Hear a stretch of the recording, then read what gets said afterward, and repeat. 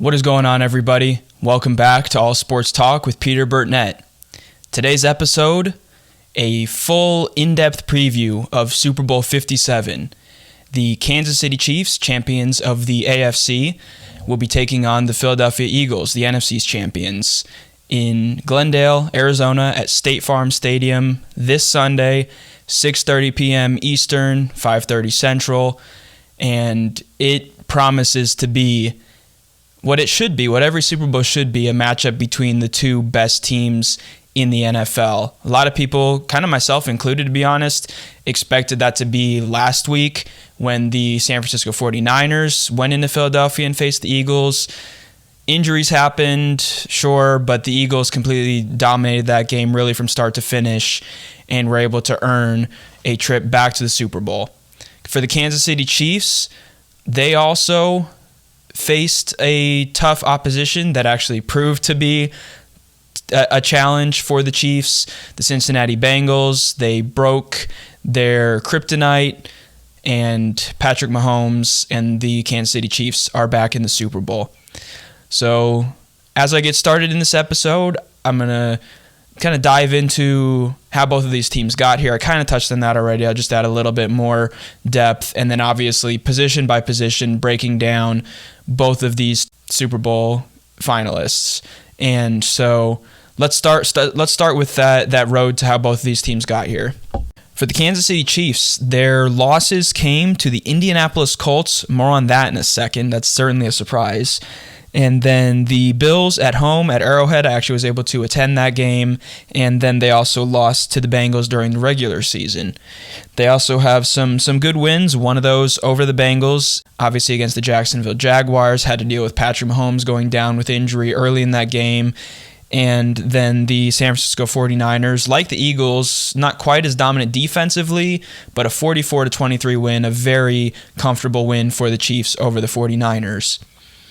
And then the Eagles, their losses were to the Washington Commanders, kind of early, midway through the regular season, and then back-to-back against the Dallas Cowboys and New Orleans Saints. I think both of those games were without Jalen Hurts, though, or at least without Hurts to his full potential and ability. So I would have to say regular season-wise, even though they've ended with the same record, I would say the Eagles had maybe a better regular season. Their schedule, they defeated the Giants 3 times, obviously one of those coming in the division round of the playoffs, and then wins over the Vikings. Again, the 49ers dominated in that NFC Championship game, and the Dallas Cowboys, and they were able to get a win over the Colts. Now, on those Indianapolis Colts, both of these teams, the coaches and even the players, might want to reach out to the Colts because in the midst of a really, really bad year for the Colts, 4-11-1, they were able to defeat the Chiefs 20-17, again, I think week 3 of the regular season, and then they held the Eagles to just 17 points and ended up only losing that game 17-16. That one was a little bit later in the regular season. Whatever blueprint the Indianapolis Colts had against both of these teams, the other should be trying to tap into that, because there was one team that both of these teams kind of matched up equally against, that the defense was able to get things done. But aside from that, I now want to shift into breaking down these teams position by position, and obviously that starts with the quarterbacks. I think I'm going to be doing kind of a more in-depth dive into both of these quarterbacks, the story of them being the first 2 black starting quarterbacks to face off in the Super Bowl. They both, as a Christian myself, have expressed their faith before, and it's just kind of a really cool story behind the 2 of these. So let me know in the comments below if you want me to really dive into that in the rest of the Super Bowl week. But on those quarterbacks, you've got Patrick Mahomes for the Kansas City Chiefs. He is what I would call a generational talent. The throws that he can make, the poise, the athleticism, the powerful arm that he has, all combined into one that make him, I think, the most talented quarterback in the NFL today. And while he is a generational talent, I think you could use the same root word there with a different meaning for Jalen Hurts. I would call Jalen Hurts a war general.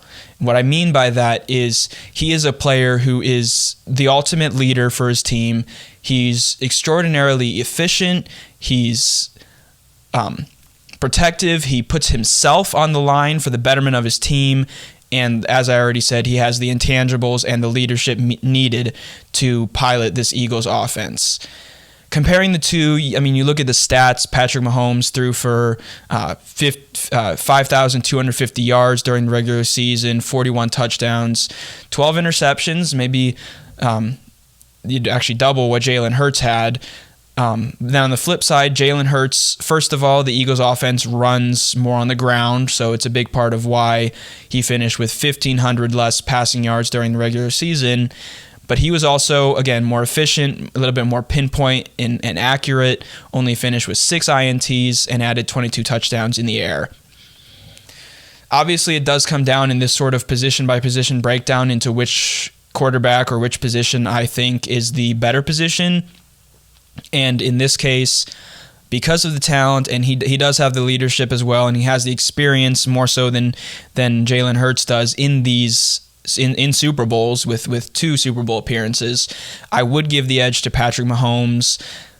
And I think by the time this game rolls around, coming up on Sunday, might still be a tiny bit of concern just to re-aggravating that high ankle sprain, but I think that's probably in the rearview mirror now. And even if he did go down with that, as much as, as football fans, we love Gardner Minshew for the memes, I think Chad Henne, because of his experience and leadership, would be a better option if, God forbid, either one of these quarterbacks did go down with an injury. So that's the quarterback breakdown. Obviously, the most important position on the field. That's why I really dove in depth on that one. But again, I do want to dive, I think, in another video later this week into the backgrounds of both of these quarterbacks, the faith that drives them, and the awesome story that they will be during this Black History Month, the first black quarterbacks to start in the Super Bowl against each other. So a really, really cool story for Patrick Mahomes and for Jalen Hurts. Now, staying in the backfield, moving over to the running backs. This is, I would say, also a fairly even matchup. Looking at the Chiefs, you've got Isaiah Pacheco. He's a very versatile running back. He's got speed. He's got the power that he needs. Definitely a little bit more, I would say, of a speed back, and with the agility and everything. In the regular season, he had 830 yards, 5 touchdowns. He split a lot of carries during the regular season, at least through the first 11 weeks, with Clyde Edwards-Helaire, who actually was just activated off the Chiefs' IR, the injured reserve, and will be likely available to play for the Chiefs in the Super Bowl. When he played, he totaled 302 yards, 3 touchdowns. Edwards-Helaire is obviously more of, I would say, a little bit more of the power back. So you combine those two, Pacheco and Edwards-Helaire can provide a pretty solid 1-2 punch. And you've also got Jerick McKinnon and Kadarius Toney as a couple of other options in the Chiefs' backfield. But I would give the edge here to the Philadelphia Eagles for kind of a couple of reasons. Number one, as I already talked about, they've got Jalen Hurts as an option to run the ball. So far in the postseason, he's rushed for 73 yards, a couple of touchdowns, and had similar, yards per game sort of averages during the regular season. Like I mentioned in the conversation about him, he's willing to put himself on the line for the team, able to really, not to say that Patrick Mahomes can't. I would say the strength, though, favors Jalen Hurts. And so it starts with him, but even more so, obviously, the ones who actually get the ball when he hands it off. Miles Sanders, during the regular season, had over 1,200 rushing yards, 11 touchdowns. He has 132 yards and 2 touchdowns in the postseason. A very versatile back. I think he has a good balance of both, speed, agility, and the power that's needed. The running back out of Penn State has continued to do what he did in college, now in the NFL. And then I think almost an equally well-rounded running back is Kenneth Gainwell. He doesn't get as many of the carries, obviously. 240 yards, 4 touchdowns during the regular season. He has actually been getting more yardage now, though, during the postseason. He has 160 yards, and a touchdown. And so again, I think with just those two and Hurts, this Philadelphia Eagles running back tandem would outperform the Chiefs and be more dangerous. I think, again, part of the discussion here is just the style of these offenses. The Chiefs are going to obviously, hit you over the middle and over the top of the field with the pass. The Eagles are going to kind of, beat you down with the ground and pound. But one other guy that is, I think, more of a dependable option, more versatile than the other options in the Chiefs' backfield is Boston Scott. Scott had 217 rushing yards, 3 touchdowns during the regular season. He's also punched in a pair of touchdowns during the postseason now. So edge, I would say here, goes to the Philadelphia Eagles.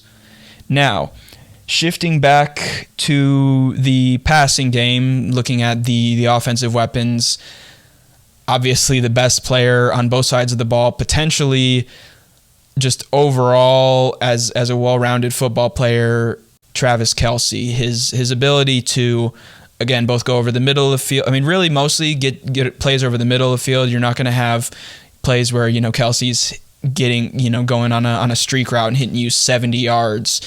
But his ability to get open and pick up a lot of those 15, 20-yard pickups is what makes him so dangerous. Statistically, he had over 1,300 receiving yards. He had 12 touchdowns during the regular season. And like I said, he had 19 plays of 20 or more receiving yards during the regular season. And again, he's continued that in the postseason with, I think, 3 touchdown receptions, well over 100 receiving yards.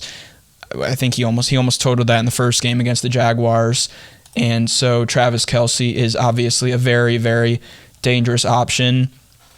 From there, it definitely tapers off. Marquez Valdes-Scantling has stepped up in the postseason so far, 687 receiving yards, a pair of touchdowns. That was what he had during the regular season, and he had 13 plays of 20 or more receiving yards. And in the postseason, he has a couple of touchdown catches, and he's stepped up as the number 2 option in the postseason so far. During the regular season, it was Juju Smith-Schuster, 933 receiving yards, 3 touchdowns, and 9 big plays. Again, that's 20 or more yards. A couple of other options. They've obviously got Pacheco and Tony out of the backfield. Mecole Hardman was placed on the IR. He hasn't really been a factor in the postseason anyways, but now he will not be available. And so the Chiefs, I think their number 1 guy is stronger than any of the guys that the Eagles have, but I think it definitely does drop off after Kelce. But again, the talent of Patrick Mahomes kind of makes up for that. And, I'm certainly not saying that any of these Chiefs receivers are scrubs. They're definitely, especially Valdes-Scantling and Juju Smith-Schuster are both very talented wide receivers. But I don't think they're quite to par with Devontae Smith and A.J. Brown for the Philadelphia Eagles. Smith has 97 receiving yards in the postseason and a touchdown. During the regular season, he totaled just about 1,200 receiving yards and 7 touchdowns. A.J. Brown was a little bit more of the number 1 guy during the regular season, just shy of 1,500 receiving yards, 11 touchdowns. In the postseason, he's been limited, perhaps because defenses have been focusing more on him. Whatever the case, he's down to 7 catches for 50 yards, no touchdowns yet in the postseason. But he's proven back when he was on Tennessee, even with Ryan Tannehill at quarterback, that he's an amazing receiver. He's, like Kelce, didn't mention this, the height and his ability to get up there and catch the ball, high point that ball. A.J. Brown is, I think, one of the best receivers in the NFL at doing that. He obviously has the size, and he can also hit you over the top. I think A.J. Brown, and part of this was because I had him in fantasy, so I kind of noticed this, a little bit of a hit or miss factor. In the postseason, it seems, whether it's because Hurts hasn't been targeting him as much, or I'm going to be pulling up the targets here in the postseason, or just because he's been, again, kind of that hit or miss. It seems like he'll have a game. I mean, he had a couple games where he'd get 30-plus fantasy points, and then he'd have a week where he'd get 5 to 7. And so I think definitely, maybe that's down to matchups. He's been targeted. Actually, yeah, he's been targeted the most, 14 times out of these Eagles receivers, but so far both the Giants and the 49ers defenses did a pretty good job of limiting him. And so a couple of other options for this Eagles receiving unit is Dallas Goedert, the tight end. He had 700 receiving yards, 3 touchdowns in the regular season, 81 and a touchdown here in the postseason. And again, they've got a couple of those options in the backfield, certainly not like the Chiefs in terms of how they utilize the backfield. But again, a couple of those options, Gainwell and Sanders, are options coming out of the backfield. Here, I would give a slight edge once again to the Chiefs just because of how much of a dynamic weapon Travis Kelce is. He can get so much done in a variety of different ways and just puts up ridiculous numbers and is, the player that the Eagles defense and especially secondary obviously will have their eyes fixed on for most of the Super Bowl. Moving into the offensive line, both of these offensive lines, as you would expect to get to this point, are a couple of the best in the NFL. At the end of the regular season, Pro Football Focus had the Chiefs at number 4 and then had the Eagles ranked first at the end of the regular season. So obviously both are two of the best units in the NFL. Going over the starters, Orlando Brown at left tackle has been a huge pickup for the Chiefs. Joe Thuney at guard, Creed Humphrey center, Trey Smith at right guard, and Andrew Wiley, last name should ring a bell for those who are familiar with the NFL, at right tackle. So a very good overall unit. They allowed just 26 sacks during the regular season, 3 so far in the postseason. Then looking at the Eagles, I would say an equally as protective offensive line, and I think their strength may be a little bit more than pass protection. They've allowed 44 sacks in the regular season, 2 so far in the postseason. Their strength in many ways, and it's again how the offense works for the Eagles, but I think their strength is how they set up the ground game. Going over that offensive line, Jordan Mailata at left tackle, Landon Dickerson at guard, Jason Kelce, bringing that point back up. Travis Kelce, obviously, a lot of storylines in this week have been the Kelce Bowl. It will be interesting to kind of see if that plays out in any sort of way. Obviously, I don't think they would really interact on the field during the game because both are on offense, but just an interesting storyline, seeing all the stuff around, especially their mom during this week has been entertaining to say the least. But then rounding out that offensive line, Isaac Seumalo, I hope I'm saying that right, and right tackle Lane Johnson, one of the best right tackles in the NFL. So offensive line here, I'm going to go off of PFF's rating to end the regular season, how they've stepped up in the postseason, limiting the sacks, and then obviously because of how the ground game is just set up, I would give the offensive line edge to the Eagles. So I've got it 2-2 in terms of the position groups on offense, quarterback Chiefs, wide receivers Chiefs, and then running backs and offensive line to the Eagles. But staying with the line of scrimmage, this Super Bowl will be perhaps the best Super Bowl ever if you like watching the trenches during a football game. Both offensive lines and defensive lines are 2 of the, or I guess you could say 4 of the best units in the NFL. I already talked about the offensive line. Now I'm going to dive into both teams' defensive lines. At left defensive end, you've got George Karlaftis for the Chiefs, Kalen Saunders at left defensive tackle, and then right defensive tackle. I mean, the right side of the Chiefs' defensive line is just scary, dominant, and has a lot of experience. You've got Frank Clark, who has 8 tackles for loss and 5 sacks in the regular season and has kept up that sort of production in the postseason. And then Chris Jones, an unbelievable regular season Defensive Player of the Year candidate, potentially even favorite, with 15.5 sacks and 17 tackles for loss. Karlaftis has 6 sacks and 8 tackles for loss. So an incredible defensive line. But I do think because of their ability to dominate a game, and they proved this against the 49ers, I would give the edge here to the Eagles, even with those huge sack numbers. And Joe Burrow actually talked about this. I don't know if it was recently or if the clip just resurfaced recently about how, sacks aren't everything. That goes, I think, defensively and obviously offensively when you're talking about lines. Maybe that's Burrow, defending his offensive line, whatever the case. The ability to dominate a game often translates to sacks and TFLs, sure, but sometimes it shows up in the ability to just stop the run game, to limit the time that a quarterback has to throw the ball. Even if you're not getting the sack or the TFL, you're maybe limiting that run to a yard or 2 yards, or forcing an incompletion by pressuring the quarterback. And I think potentially better than any defensive line in the NFL, except maybe the 49ers, although I think for the Niners, Nick Bosa stands out, and maybe the rest of the defensive line isn't quite up to that level.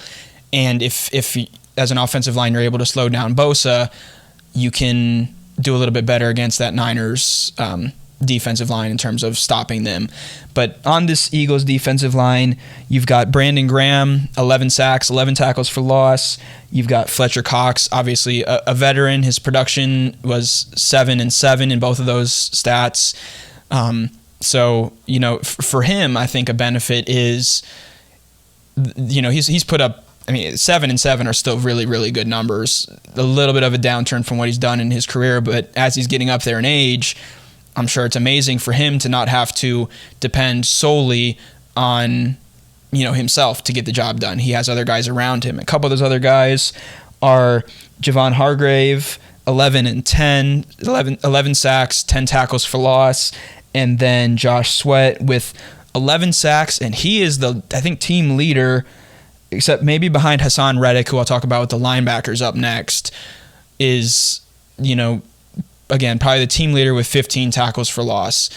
So again, those stats are all very impressive for the Eagles defensive line, but I think more than anything, it's their ability to just shut down an opposing offense and create havoc for all opposing offenses. And they'll have their hands full going up against the Chiefs' offensive line, just like the Eagles' offensive line will have against the Chiefs' defensive line. I would give the edge here, and it might be a little bit skewed because of what the outside linebacker Haason Reddick is able to do, but I would give the edge here, I think, to the Eagles. Now, on Haason Reddick, this linebacker group is also one of the best in the NFL. The whole Eagles defense is probably the best defense in the NFL, especially now that they showed the kind of difference in between themselves and the Niners in the NFC Championship game. But you've got Kaiser White. He has 110 tackles. You've got middle linebacker TJ Edwards with 159. Those stats both during the regular season. And then Haason Reddick, 16 sacks, 49 tackles, 11 for loss, and then also forced 5 fumbles. I don't think there's a player on this defense that is more of a well-rounded threat than Haason Reddick is. He obviously is dependable in terms of getting the tackle, which I would say is probably priority number 1 for a defensive player, especially in the front 7. He also is able to get the big hits or get his hand in there and force the fumbles. He had 5 during regular season. He also has, I think, at least 1 during the postseason so far. And then coming off that edge, he's able to get into the backfield and create so much havoc with, again, those 16 sacks. So, again, Reddick is an absolutely dominant force. I think the Chiefs are, again, there's certainly no slackers. They have a couple of veteran presences on the outside with Willie Gay, who is questionable, so something to keep an eye on as we go through the rest of this week. And then Carlos Dunlap, obviously a longtime Cincinnati Bengal, and has a lot of experience in the NFL, and maybe not in this sort of high-level game like the Super Bowl, but certainly a long time in the NFL. And then their middle linebacker, Nick Bolton, the team leader with 180 tackles, and I think part of it might be due just to the style of play and how just the yardage is a lot harder to come by and it's shorter and everything, so linebackers are often going to have more tackles in the NFL. But Nick Bolton is a leader in the middle of that Chiefs defense. He's only in his second year out of Missouri, and he's, again, stepped up as a leader in that midfield. He's a dependable tackler, which is what you need in your middle linebacker, obviously, to if the running back gets past the defensive line, able to clean that up and really limit it to, a 3 or 4 yard pickup. So again, both of these defenses are solid. I think potentially in all areas, the Eagles have the edge defensively, but linebackers are both very solid units for both of these teams. And now finally moving into the defensive backfield. The cornerbacks for the Kansas City Chiefs, Trent McDuffie and L'Jarius Sneed, along with both of those guys' backups, Joshua Williams and Jalen Watson, 31 pass deflections during the regular season, able to consistently get their hands in there and break up passes. And I think they probably do a better job of doing the stuff that maybe doesn't always show up on the stat sheets. None of those guys have an incredible number of picks. They do each have at least a couple, and I think somewhere around maybe 8 combined during the regular season interceptions between the 4 of them. And again, they do a great job of just limiting the opponent's passing game. And then for the Eagles, though, again, I would give the edge here to Philadelphia. You've got Darius Slay, one of the best cornerbacks in the NFL, 14 pass deflections during the regular season, 3 interceptions. And then James Bradbury with the team high, 17 pass deflections on the other side for the safeties. And then Josiah Scott and Avonte Maddox are also both a couple of good options, either for, in a nickelback role or just a slot corner role. And so cornerbacks, I'd give the edge to the Eagles, and overall defensive backs, I would as well. Free safety, Reed Blankenship is a very solid, dependable player, but the real dangerous player that it'd be interesting to see how he, covers Kelce over the middle of the field and how he's able to impact the play on the outside as well is C.J. Gardner-Johnson. He leads the Eagles with 6 interceptions. He's also has 8 pass deflections. He's a ball-hawking, strong safety, and is, again, behind Reddick, one of the most dangerous players on this Eagles defense. For the Chiefs, they've got Juan Thornhill, 9 pass deflections, 3 interceptions. He's at strong safety or free safety, and then Justin Reed is the strong safety. So again, the Chiefs proved against Jamar Chase, T. Higgins, Hayden Hurst even of the Cincinnati Bengals, that they're able to limit that, keep it controlled, and can do a good job. And again, it won't matter as much because the Eagles likely won't pass much. Maybe they'll add a little bit more passing in there to kind of catch the Chiefs off guard. But again, I think the advantage here is solely on the Philadelphia Eagles. So offensively, overall, I think I would give the edge to the Chiefs, even though I had it at 2-2. Defensively, I'd give it to the Eagles. And so seeing both of those units go against each other will be a lot of fun to watch during the Super Bowl. In terms of specialists, both kickers, neither one is like the absolute best in the NFL. They're not a Justin Tucker or anything. But the kickers, Harrison Butker, Jake Elliott, are both solid kickers. I think well over or at least around 80% on field goals made. And then Tommy Townsend, the Chiefs punter, Brett Kern, the Eagles punter. Britton Covey is a solid punt returner for the Eagles. And Kadarius Toney, who actually I'm seeing now, mentioned him earlier in the video, is listed as questionable. Him, Isaiah Pacheco, and Sky Moore. Haven't seen him used a whole lot in the passing game, but he is a very dangerous returner. Whether it was a block in the back or not, Bengals fans, if any of you were watching this video, you're going to have something to say about this comment here. But Sky Moore got a big return to set up the Chiefs for that game-winning field goal in the AFC Championship game. So specialists, I think a well-rounded unit, I would give the edge in specialists to the Kansas City Chiefs. And so that is my full breakdown of Super Bowl 57. I'm not exactly sure what the time is on this one. We're probably pretty pretty well up there. Yeah, about half an hour. So if you stuck around to watch the whole video, thank you so much. Let me know your thoughts on each of these positional breakdowns.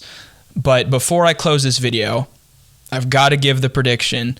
I've given the edge offensively to the Chiefs and on special teams with a very, very slight edge, and then defensively to the Philadelphia Eagles. I believe in this case, defense does win championships. The Philadelphia Eagles, because, one of their strengths is both getting into the backfield and creating havoc for the quarterback and then balancing that with their dominance in pass coverage in the secondary.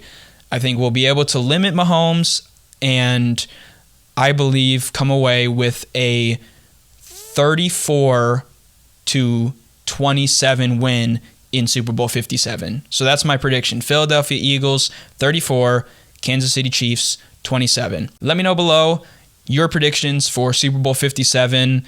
Let me know, again, if you want to see that video on Patrick Mahomes and Jalen Hurts. Probably gonna make it anyways, if I'm honest. But again, thank you so much if you stuck around to watch this full episode. I know it's a little bit of a longer one, but breaking this down, this sort of thing, you got to sometimes talk it out a little bit more. If you've liked this video, please leave a like. If you want to see more content like this, please subscribe to the channel. Turn on those post notifications so you're always up to date. But that's it for this episode of All Sports Talk. I'm Peter Burtnett, signing out. Peace.